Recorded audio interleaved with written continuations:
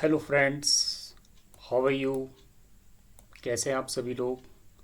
So today I am here with you to discuss a new topic for civil engineers, for not only civil engineers, for other engineers and common educated person also. So आज मैंने एक ऐसा topic लिया है जो केवल civil engineers के लिए ही महत्वपूर्ण नहीं है, बल्कि और engineers, even a common educated या लेस एजुकेटेड लोगों के लिए भी ये इम्पॉर्टेंट होने वाला है. तो topic is earthquake in Turkey and India's condition. अभी 6 महीने पहले टर्की में होने वाले अर्थक्वेक के बारे में मैं डिस्कस करूंगा और इंडिया की क्या कंडीशन है, इंडिया में क्या क्या प्रैक्टिसेस अप्लाई की जाती हैं कंस्ट्रक्शन में, इन चीज़ों को पर मैं फोकस करूंगा. बीइंग अ सिविल इंजीनियर, ये आपकी और मेरी और हम सब की रिस्पॉन्सिबिलिटी बनती है कि हम अपनी फैमिली, अपने रिलेटिव्स, अपने आसपास के लोगों को अर्थक्वेक से होने वाले नुकसान के बारे में अवेयर करें, और जो भी मकान रेजिडेंस वो बनाते हैं उनमें किन किन चीज़ों का ध्यान रखना है, इसके बारे में हम उन्हें बताएं. अर्थक्वेक कितना सीवियर हो सकता है, कितना चैलेंजिंग हो सकता है, ये अभी आपको पता लगेगा टर्की के हालात जानकर. ओके, सो ये टॉपिक काफ़ी बड़ा हो जाएगा, इसलिए मैंने इस वीडियो को 2 पार्ट में तोड़ा है. पार्ट 1 एंड पार्ट 2 आप देखिए, आपको बहुत कुछ सीखने को मिलेगा. बहुत सारी ऐसी प्रैक्टिसेस के बारे में पता लगेगा जो हम इम्प्लीमेंट नहीं करते हैं अपनी प्रैक्टिसेस में, और अर्थक्वेक के बारे में भी काफ़ी जानने को मिलेगा, चाहे आप सिविल इंजीनियर्स हों या ना हों. Okay, so let's it start without getting any late. Turkey earthquake and India's condition. पहले मैं आपको ये बताना चाहूँगा, अर्थक्वेक के लिहाज से इंडिया को 4 जोन में डिवाइड किया गया है. Zone second, zone third, zone four, zone 5. अब यहाँ पर एक क्वेश्चन खड़ा उठ सकता है, आप पूछेंगे जोन 1 कहाँ गया सर? ठीक. एक्चुअली 2002 से पहले जब अर्थक्वेक का कोड था, उसमें जोन 5 हुआ करते थे, 1 से लेकर 5 तक. लेकिन 2002 में जो कोड रिवाइज हुआ अर्थक्वेक का, उसमें कुछ ऐसा डिसीजन लिया गया एक्सपर्ट्स के द्वारा कि जोन 1 का जितना भी पार्ट है आप उसे जोन 2 में ही मर्ज कर दीजिए. तो जोन 1 जैसी कोई चीज़ अब एग्जिस्ट नहीं करती, इसलिए अब 4 जोन है: जोन 2, जोन 3, जोन 4, जोन 5. ये आपके एग्जामिनेशन और इंटरव्यू में भी इंपॉर्टेंट हो सकता है जोन के बारे में. जो लेटेस्ट जोन है हमारे 4 हैं. ओके, अब देखते हैं इन चारों जोन को कलर से दिखाया गया है. जोन 2 का कलर आप ये देख रहे हैं, कुछ ब्लूइश टाइप का है. तो ये येलो का कलर भी आप देख सकते हैं, रेड कलर का मतलब जोन 5 है. हम थोड़ा ये देखते हैं कि जोन 5 में कौन कौन से हिस्से इंडिया के आते हैं जो बहुत ही अर्थक्वेक प्रोन है. इन जोनों को अर्थक्वेक की सीवियरिटी के हिसाब से डिवाइड किया गया है. मीन्स जोन 2 सबसे हल्का है, कोई प्रॉब्लम नहीं. यहाँ पर जोन 3 में ज़्यादा अर्थक्वेक आने की संभावना है, और जोन 4, जोन 5 में और ज़्यादा अर्थक्वेक आने की संभावना है. इस हिसाब से पूरे इंडिया को 4 जोन में डिवाइड किया गया. आप देख सकते हैं दिल्ली जोन 4 में आता है. जोन 5 में देख लीजिए आप, गुजरात का कच्छ वाला एरिया जोन 5 में रखा गया है. नॉर्थ ईस्ट का पूरा रीजन, मणिपुर हो गया, असम हो गया, नागालैंड हो गया, मिजोरम हो गया, ये सारा का सारा हिस्सा जोन 5 में रखा गया है. यहाँ काफ़ी अर्थक्वेक आते हैं. कुछ ये नेपाल के नीचे वाला हिस्सा, ये भी आपका जोन 5 में रखा गया है. ओके, और इधर आप ये वाला हिस्सा देखेंगे, दिल्ली के पास वाला हिस्सा, ये उत्तराखंड के कुछ डिस्ट्रिक्ट्स हैं, ये भी जोन 5 में आते हैं. इस हिस्से में डिस्ट्रिक्ट रुद्रप्रयाग, चमोली, पिथौरागढ़ और आई थिंक बागेश्वर भी इस हिस्से में आता है. तो ये हिस्सा भी अर्थक्वेक प्रॉन एरिया है. इन हिस्से को अर्थक्वेक प्रॉन एरिया भी आप बोल सकते हैं. तो इस तरह से मैंने आपको ये बताया कि कितने जोन है इंडिया में और कौन कौन से पार्ट आते हैं. आगे बढ़ते हैं. अर्थक्वेक को ढंग से समझने के लिए इसकी थोड़ा बेसिक टर्मिनोलॉजी पहले आपको जानना जरूरी है. बेसिक टर्मिनोलॉजी का मतलब कौन कौन से वर्ड हम यहाँ पे इस्तेमाल करते हैं, किसका मतलब क्या होता है, ताकि आप अर्थक्वेक की जानकारी को ढंग से समझ सकें. फ्रेंड्स, जहाँ से अर्थक्वेक ओरिजिनेट होता है ज़मीन के अंदर से, उस पॉइंट को आप फोकस या हाइपोसेंटर कहा जाता है. ओके, उसी पॉइंट से एक वर्टिकल लाइन अगर आप ड्रॉ करें, इस तरह से जैसे ड्रॉ की गई है, और ग्राउंड लेवल पर आकर जिस पॉइंट को ये दर्शाती है, उसे एपिसेंटर कहा जाता है. तो एपिसेंटर आपने न्यूज़ में काफ़ी सुना होगा कि अर्थक्वेक का एपिसेंटर यहाँ था, वहाँ था. तो एपिसेंटर की डेफिनेशन ये है. और जो भी आपका घर है, जो भी रेजिडेंशियल एरिया है, उसकी एपिसेंटर से जितनी डिस्टेंस होती है उसे एपिसेंट्रल डिस्टेंस कहते हैं. ऑब्वियस है कि आप एपिसेंटर के जितना करीब होंगे उतना ही आपका अर्थक्वेक का नुकसान ज़्यादा होने वाला है। ओके, तो ये तो बेसिक टर्मिनोलॉजी है, एपिसेंटर और फोकस या हाइपोसेंटर, इन दो को आप ध्यान रखें। थोड़ा सा और आगे बढ़ते हैं। ये अर्थक्वेक मेज़र करने की भी एक डिवाइस है जिसे सीज़मोग्राफ कहते हैं। अगर आप कभी आईआईटी रुड़की गए हो तो वहाँ पर अर्थक्वेक इंजीनियरिंग का डिपार्टमेंट है, वहाँ आपको काफ़ी सीज़मोग्राफ देखने को मिल जाएंगे। सीज़मोग्राफ होता क्या है, कुछ नहीं है, ये एक सिलेंडर है जो हमेशा बैटरी ऑपरेटेड होता है और घूमता रहता है सिलेंडर। इसके ऊपर ये एक बॉल सस्पेंशन होती है, बॉल रखी जाती है, बॉल के नीचे छोटा सा पेन रखा होता है। तो जैसे जैसे सिलेंडर घूमता जाएगा इस पेन से इस पर एक सीधी लाइन ड्रॉ होती चली जाएगी। पर जब भी अर्थक्वेक आएगा, अर्थक्वेक में लेटरल मूवमेंट होता है, तो उस अर्थक्वेक से ये बॉल इस तरह से मूव करेगी, और जब ये मूव करेगी तो अब ये सीधी लाइन ना बनकर बल्कि इसमें इस तरह की लाइनें आना शुरू हो जाएगी जो अर्थक्वेक किससे पहले नहीं थी। इट मीन्स सीधा सीधा ये है कि जब अर्थक्वेक आता है तो ये बॉल आपके ऊपर नीचे मूवमेंट करेगी और अर्थक्वेक में इस तरह की लाइनें बनती हुई चली आएंगी। ओके, तो इस लाइन की जो एक देख भी रहे होंगे आप, एक ये लाइन दिख रही है, इस लाइन की जो लेंथ को ही मैक्सिमम एम्पलीट्यूड कहा जाता है। तो आप समझ होंगे कि मैक्सिमम एम्पलीट्यूड का मतलब क्या है। और जब अर्थक्वेक नहीं आएगा तो फिर ये सीधी लाइन ही आपकी इस तरह से ड्रॉ होती चली जाएगी। इस तरह से सीज़मोग्राफ हर डायरेक्शन में लगाए रहते हैं, इधर भी इधर भी इधर भी, ताकि क्योंकि अर्थक्वेक की डायरेक्शन कुछ भी हो सकती है। ओके, अच्छा, मैक्सिमम एम्पलीट्यूड तो आप समझ गए। इससे ही आप एक छोटा सा मैथमेटिकल टर्म अगर आप समझना चाह रहे हैं, अगर आप जानना चाहते हैं तो इसे भी समझ लें। रिक्टर स्केल पर अर्थक्वेक की तीव्रता, कई बार ये शब्द आपने सुना होगा न्यूज़ में। रिक्टर स्केल पर अर्थक्वेक की तीव्रता नापी कैसे जाती है, पहले आप ये देखिए। इसका एक छोटा मैथमेटिकल फार्मूला है, magnitude of earthquake in Richter scale equal to log a base 10 पर। लॉग ए क्या है, maximum amplitude in micron. Micron आप समझते होंगे, एक micron is equal to 10⁻⁻6 metre होता है। Maximum amplitude in micron at a distance of 100 kilometre from epicentre. जहाँ भी अर्थक्वेक का एपिसेंटर था वहाँ से 100 किलोमीटर की दूरी पर जो आपका क्या रखा है, सीज़मोग्राफ है, उस पे मैक्सिमम एम्पलीट्यूड कितना, उस ए को आप निकालिए और लॉग ले लीजिए उसका बेस 10 पर। जो भी आएगा वो रिक्टर स्केल पर आपकी अर्थक्वेक की इंटेंसिटी या तीव्रता होगी। अब सीधे अर्थक्वेक इन टर्की में आते हैं। पहले देख लेते हैं टर्की किस हिस्से पर अर्थक्वेक आया था, इसका एपिसेंटर कहाँ था। टर्की में आपको बताना चाहूँगा कि 95% हिस्सा टर्की का एशिया में आता है और 5% हिस्सा टर्की का यूरोप में आता है। टर्की का एक बहुत खूबसूरत शहर इस्तांबुल है जहाँ से यूरोप और एशिया की बाउंड्री लाइन जहाँ पर एग्जिस्ट करती है। मीन्स आधा शहर आपका यूरोप में आता है इस्तांबुल, और आधा शहर आपका एशिया में आता है। तो टर्की की एक जगह थी गाजियन टेप, वहाँ पर इस अर्थक्वेक का एपिसेंटर था और इस अर्थक्वेक की इंटेंसिटी कितनी थी, 7.8 रिक्टर स्केल पर। तो आप समझ सकते हैं 7.8 बहुत ज़्यादा होता है, कितना टेरिबल अर्थक्वेक रहा होगा। अब ये थोड़ा सा किस दिन आया था पहले ये भी जानना जरूरी। 6 फरवरी 2023 को अर्थक्वेक आया था। टर्की में डिवास्टेशन ड्यूरिंग अर्थक्वेक, किस लेवल का डिवास्टेशन हुआ है आप देख सकते हैं। पूरी की पूरी बिल्डिंग कॉलेप्स हो गई और पता नहीं कितने लोग इस बिल्डिंग के नीचे, द पीपल वर डेड। एक दो फिगर और देखिए, आप देखिए मल्टी स्टोरी बिल्डिंग कितनी आसानी से नीचे गिर गई हैं।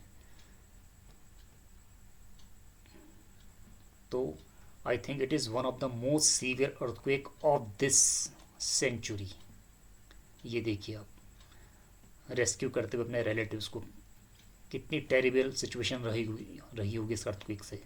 इससे ये अंदाज़ा लगाया जा सकता है कि अर्थक्वेक को इग्नोर करना या लाइटली लेना हमारे लिए कितना घातक हो सकता है। ये देखिए आप किस तरह से लोग, ऊपर पूरा का पूरा स्लैब आपका नीचे आ चुका है, लोग उसके अंदर पूरा दब के मर गए थे। ठीक है, तो आप समझ सकते हैं कि अर्थक्वेक केवल सिविल इंजीनियर्स के लिए नहीं, हर कॉमन एजुकेटेड आदमी के लिए जानना बहुत ज़रूरी है कि अर्थक्वेक से कैसा बचा जाए ये रेस्क्यू ऑपरेशन करते हुए टर्की पर। ओके, तो आगे बढ़ते हैं। अब आपका सवाल उठ रहा होगा कि कितने लोग यहाँ इसमें मारे गए। So unfortunately 50,783 50,783 death were reported in 2023 Turkey earthquake.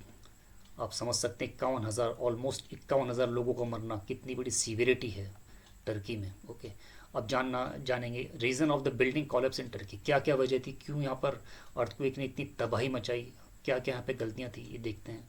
Ignorance of earthquake relevant code and laws, जितने भी अर्थक्वेक के कोड्स होते हैं, लॉज होते हैं, ये बिल्डिंगें उन्हें नज़रअंदाज करके बनाई गई थी।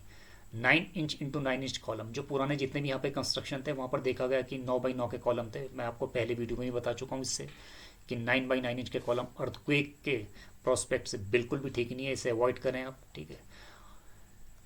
इसमें हमारे एक एक्सपर्ट थे जिन्होंने यहाँ पर इन्वेस्टिगेशन की, ओ राउर के। वो क्या कहते हैं देखो, इस लाइन को आप पढ़ेंगे तो आपको समझ में आएगा, नहीं भी आ रहा तो मैं आपको समझाता हूँ। इन्होंने ये कहा है कि जो भी यहाँ पर स्टील बार इस्तेमाल हुई थी, ठीक है, वो मुझे ब्रोकन हालत में मिली है और वो इनएडिक्वेट थी, वो ना काफ़ी थी डक्टिलिटी प्रोड्यूस करने के लिए। डक्टिलिटी क्या होती है मैं भी आपको बताऊंगा आगे, ठीक है। इसका मतलब जो बार्स इस्तेमाल की थी वहाँ उसमें प्रॉपर डक्टिलिटी नहीं थी, इसलिए वो एकदम ब्रेक हो गई अर्थक्वेक के शॉक से, या जो भी लेटरल मूवमेंट से, ठीक है। इसमें और क्या लिखा है और के साहब ने, ठीक है, इन्होंने कहा है जितना स्टील अंदर होना चाहिए था उतना स्टील बिल्कुल नहीं था, अर्थक्वेक के हिसाब से बोल रहा हूँ मैं यहाँ पर, ठीक है, कॉमन डिज़ाइन की बात नहीं हो रही है यहाँ पर, ठीक है, क्योंकि इसमें एक्स्ट्रा पैसा खर्च हो सकता था, इसलिए जितनी ज़रूरत थी उतना स्टील यहाँ पे उससे कम पाया गया, ठीक है। अब सीधे अपने देश में आते हैं, इंडिया एंड अर्थक्वेक। इंडिया में अर्थक्वेक की क्या हिस्ट्री रही है, पहले तो मैं आपको एक चीज़ आगाह करना चाहूँगा, ये पढ़िए आप। Many researchers have predicted that India will also high intensity earthquake in north region. Researchers ने कहा है कि इंडिया के नॉर्थ रीजन में एक हैवी अर्थक्वेक आने की संभावना है, तो हम सबको इसके लिए पूरा तैयार रहना है, अपने आसपास के लोगों को भी अवेयर करना है। इससे पहले इंडिया में कब कब अर्थक्वेक आए हैं। Largest earthquake in India 8.6 Richter scale का अर्थक्वेक आपका आया था इंडिया चाइना के बॉर्डर पर। कब आया था? 15 अगस्त 1950, मतलब आज से 73 ईयर्स पहले, ठीक है। इस पे कितना नुकसान हुआ था? 4,800 पीपल वर्क किल्ड। आप समझ सकते हैं ये भी अच्छी खासी इंटेंसिटी का अर्थक्वेक था। अब ये किस जगह में आया था, कहाँ इसका एपिसेंटर था, ये नीचे मैंने दिखाया है, मिशमी हिल्स, असम और ये चाइना के बॉर्डर पे मिशमी हिल्स है, यहाँ पर ये अर्थक्वेक आया था 1950 पर, जिसमें 4,800 पीपल्स वर्क किल्ड। ओके, फिर आगे बढ़ते हैं। उसके बाद दूसरा इंटेंस अर्थक्वेक हमारा आया 26 जनवरी 2001, जिसे भुज अर्थक्वेक के नाम से भी जाना जाता है। भुज मैंने अभी आपको बताया गुजरात में पड़ता है, ठीक है। तो ये अर्थक्वेक कहाँ पे आया था? पाकिस्तान और इंडिया के बॉर्डर पे, गुजरात में, जहाँ भुज में जिसे आप कहेंगे, ओके। इसकी इंटेंसिटी 6.9 थी रिक्टर स्केल पर। इस पर कम से कम 20,000 लोग मारे गए थे। ये अब तक का नंबर ऑफ पीपल किल्ड के हिसाब से देखा जाए तो सबसे सीवियर अर्थक्वेक है। और आगे बढ़ते हैं। अब मैं सीधे सीधे पॉइंट पर आता हूँ कि आपको ऐसे अर्थक्वेक का सामना ना करना पड़े, पहले तो मैं यही चाहूँगा। और बाई द वे अगर आपकी लाइफ में ऐसा अर्थक्वेक आ भी जाता है तो आपको ऐसा क्या क्या किन किन बातों को ध्यान में रखना है कि आने वाले अर्थक्वेक्स से आपकी लाइफ में ज़्यादा इफेक्ट ना पड़े। मैं उन चीज़ों को आपको बताना चाहूँगा, कहाँ कहाँ पर क्या क्या आपको ध्यान रखना है, और आसपास के लोगों को भी ये चीज़ें आपको बतानी है। No house in such location, पहला पॉइंट है, इस तरह की लोकेशन पर आपको हो सके तो घर नहीं बनाना है। किस तरह की लोकेशन है इस पर देखो, मैं समझाऊंगा आपको। लेफ्ट हैंड साइड पे ये पहाड़ दिख रहा है आपको नदी के पास। इस पहाड़ के स्लोपिंग एरिए पे एज फार एज पॉसिबल आपको कोई भी घर नहीं बनाना है। पहले तो ये बात ध्यान रखें आप, ठीक। अब आप कह रहे होंगे कि राइट हैंड साइड में तो बना सकते हैं सर, राइट हैंड साइड पे तो बहुत अच्छी लैंड है, प्लेन है, ठीक है। यहाँ भी कोशिश आपको यही करनी है कि कोई घर ना बनाएं आप। क्यों मैं ऐसा कह रहा हूँ? एक्चुअली जो हिस्सा नदी के पास होता है उसकी फाउंडेशन पे पानी परकुलेट होके उसके नीचे आपको पानी मिलेगा। अगर आप फाउंडेशन इस पे खोदेंगे अंदर जाके तो वहाँ पे पानी होता है, और अगर सॉइल में पानी आ जाएगा तो लिक्विफेक्शन हो जाएगा सॉइल में, ठीक है। और उससे आपकी जो घर की फाउंडेशन होगी वो बहुत कमज़ोर हो सकती है, जो कि अर्थक्वेक के लेटरल मूवमेंट को बिल्कुल भी झेल नहीं पाएगी, ठीक है। तो नदी के आसपास के एरियो में, स्लोपिंग ग्राउंड में आपको ना तो मकान बनाना है ना बनने देना है आपको, ठीक है। वैसे भी आपको पता होगा कि इंडिया में गवर्नमेंट की ऑलरेडी पहले से ये गाइडलाइंस है कि नदी के 50 या 100 मीटर हिस्से तक कोई भी कंस्ट्रक्शन नहीं होना चाहिए। हर एजुकेटेड आदमी को पता होता है, ठीक है। नेक्स्ट देखिए आप, no house on sloping ground, वही बात मैंने रिपीट की है। देखो यहाँ पर, देखो ये घर बना है स्लोपिंग ग्राउंड में, ये भी आपके लिए खतरनाक हो सकता है। ठीक है, एज़ फार एज पॉसिबल आपको इससे बचने की कोशिश करनी है। वजह आपको पता ही है, जब अर्थक्वेक आएगा तो लैंडस्लाइड होने के भी पूरे पूरे चांसेस होंगे, और इस हिस्से में अगर लैंडस्लाइड होता है तो डायरेक्ट ही आपके मकान में जाके हिट करेगा। अब आप कहेंगे हम तो गांव पे रहते हैं, हम तो पहाड़ों में रहते हैं सर, हम कहाँ से ज़मीन लाएंगे, हमें तो वहीं पे बनाना है, तो कोई ऐसा तरीका बताइए। इसका भी तरीका एक है, किस तरह से स्लोपिंग ग्राउंड पे आपको मकान बनाना है, किन किन बातों का ध्यान रखना है। कोशिश तो पहले ये करनी कि ना बनाए, अगर आपको बनाना ही है, आपके पास लैंड की प्रॉब्लम है, तो ये तरीका मैंने पूरा ड्रॉ किया आपके लिए। देखो कैसे यहाँ पे मकान बनाया जाता है। ब्लू कलर की जो लाइन दिख रही है, ये आपकी है स्लोपिंग ग्राउंड, जिस पे आपको मकान बनाना है। मकान बनाने से पहले आप इतना हिस्सा इसका, जहाँ जहाँ मेरा कर्सर जा रहा है, इतना हिस्सा खोदेंगे आप, और जो भी यहाँ पे बैकफिल और सॉइल निकलेगी, उस पूरी सॉइल को निकाल के आपको यहाँ से कहीं दूर फेंकना है। तो इसे खोदने के बाद, सॉइल निकालने के बाद आपका कैसा लैंड का शेप कैसा होगा, लैंड का शेप आपका कुछ इस तरह से होगा, जैसा मेरा कर्सर जा रहा है, इतना हिस्सा आपका लैंड पूरी फ्लैट आपको मिलेगा। यहाँ पर आप अपने मकान की फाउंडेशन रख सकते हैं। तो जब ये पूरी मिट्टी निकल के, तो आपका मकान इस तरह से यहाँ पे आपको प्लेन जगह मिल जाएगी, यहाँ पे आप मकान रख सकते हैं। ठीक है, साथ साथ इसमें आप एक प्रैक्टिस और होती है जो एक्सपर्ट बताते हैं, इसके पीछे तो बैकफिल है ही जो ब्लू ब्लू जा रही है, ये बैकफिल आपके मकान पर हिट ना हो, आपके मकान पे अर्थक्वेक के दौरान ना टकराए, इसके लिए आपको यहाँ पर एक रिटेनिंग वॉल बनानी होती है। रिटेनिंग वॉल का मतलब कुछ नहीं होता, इसमें कंक्रीट होता है और सरिया होता है इस तरह से, स्टील बार। ठीक है, तो इस रिटेनिंग वॉल से क्या होगा आपका, अगर कभी लैंडस्लाइड होता भी अर्थक्वेक के दौरान, तो सारी की सारी लैंडस्लाइड आपका ये रिटेनिंग वॉल रोक लेगी, और यहाँ पर आपको आपके मकान को सेव रखेगी। ठीक है, दूसरा सबसे इंपॉर्टेंट ध्यान देने लायक बात है, जब इस तरह की कंडीशन पर आप फाउंडेशन दी जाती है, तो आपको फाउंडेशन काफ़ी गहरी करनी होती है। आप बोलेंगे कितनी गहरी करनी होती है, जब तक आपको हार्ड स्टेटा का मतलब हार्ड रॉक ना मिल जाए, चाहे वो 5 मीटर में मिले चाहे 6 मीटर में, ये इसकी कंडीशन होती है। ओके, जब आपको खोद खोद कर हार्ड रॉक मिलेगा, वहीं पर ही आपको मकान का एक कॉलम रखना पड़ेगा, जैसे मैंने रखा है, दोनों कॉलम या फाउंडेशन जो भी आप इसे कहें, और रिटेनिंग वॉल की फाउंडेशन भी आपको उतनी ही गहराई तक ले जानी पड़ेगी, तब जाके इस मकान की फाउंडेशन भी अच्छी हो पाएगी और रिटेनिंग वॉल की फाउंडेशन भी अच्छी हो पाएगी। हार्ड स्टेटा तक आपको जाना ही पड़ेगा, और इस केसेस पे आपका मकान थोड़ा सेव हो सकता है अर्थक्वेक के दौरान। एक सवाल और हो सकता है कि आपने सर ये बीच में जगह क्यों छोड़ी है, रिटेनिंग वॉल और मकान के बीच में, ये आपके मन में प्रश्न उठ सकता है। इसका सीधा सीधा जवाब है, अगर मैं इसे यहाँ से एकदम चिपका देता रिटेनिंग वॉल को, तो होता क्या, जब भी बैकफिल या सॉइल इसके ऊपर गिरती लैंडस्लाइड होने के बाद, तो सीधा सीधा फोर्स पहले रिटेनिंग वॉल में पड़ता, और वो सीधा सीधा फोर्स आपका ट्रांसफ़र हो जाता मकान पर, और मकान पे भी आपका प्रॉब्लम हो सकती थी, ये दीवार गिर सकती थी। मैंने इस गैप को इसलिए रखा है ताकि अगर रिटेनिंग वॉल गिरने वाली, उसमें थोड़ा सा मूवमेंट हो रहा, तो आपको पता लग सके और आप पहले ही अवेयर हो सके बात समझ में आ गई होगी आपकी। अब next point, how to build earthquake resistant building. Okay, आपको मकान बनाना कैसे है, प्लेन्स की बात मैं करूँगा। प्लेन्स में आपको मकान बनाते समय किन बातों का ध्यान रखना है ताकि आपकी बिल्डिंग अर्थक्वेक रेजिस्टेंट हो। तो सबसे पहला पॉइंट है frame structure, no load bearing structure. Earthquake के हिसाब से तो आपको लोड बेरिंग स्ट्रक्चर बनाना ही नहीं है, सिर्फ आपको फ्रेम स्ट्रक्चर ही बनाना है। राइट हैंड साइड पे जो है इसे फ्रेम स्ट्रक्चर कहते हैं, लेफ्ट हैंड साइड पे इसे लोड बेरिंग स्ट्रक्चर कहते हैं। फ्रेम स्ट्रक्चर क्या होता है, जैसा आपको दिख ही रहा होगा, कॉलम बीम और स्लैब का पहले फ्रेम बना लेते हैं पूरा, बाद में इसमें वॉल ब्रिक वॉल दे दी जाती है, तो इस तरह से इसे फ्रेम स्ट्रक्चर कहते हैं। जबकि लोड बेरिंग स्ट्रक्चर पर हमारे कॉलम जरूरी नहीं कंक्रीट ही क्यों, हम ईंट के कॉलम बनाकर उस पर ही स्लैब डाल देते हैं, तो ये थोड़ा सा वीक माना जाता है, ये स्ट्रेंथफुल माना जाता है। अर्थक्वेक में ये आराम से आपको आपकी जान तो बचा ही लेगा एटलीस्ट। ओके, अगर हल्का अर्थक्वेक आता है 5-6 इंटेंसिटी का। नेक्स्ट पॉइंट, किन बातों का ध्यान रखना है आपको, सीज्मिक बैंड इन बिल्डिंग्स। जब भी आप अपनी बिल्डिंग बना रहे, आपको अर्थक्वेक रेजिस्टेंट बनानी है, सीज्मिक बैंड आपको जरूर देना है। सीज्मिक बैंड क्या होते हैं, सीज्मिक बैंड कुछ नहीं होते हैं, ये देख लीजिए आप, इस फिगर से समझ में आ रहा होगा आपका। दीवार के ऊपर 2 स्टील बार हैं आपके, आप बोलेंगे कितनी एमएम की, 12 एमएम की 2 स्टील बार रखनी है आपको। बीच में जो ये सरिया दिख रहा है इसे स्टीरप्स बोलते हैं, ये 8 एमएम की रखनी है आपको।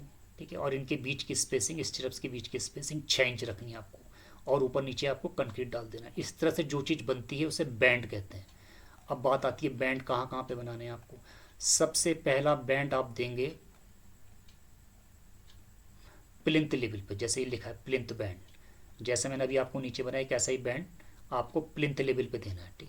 दूसरा बैंड आप देंगे इस लेवल पे, ये खिड़की दिख रही है ब्लू कलर की आपको, उसके नीचे जो ये लाइन है इसे सिल बैंड कहा जाता है।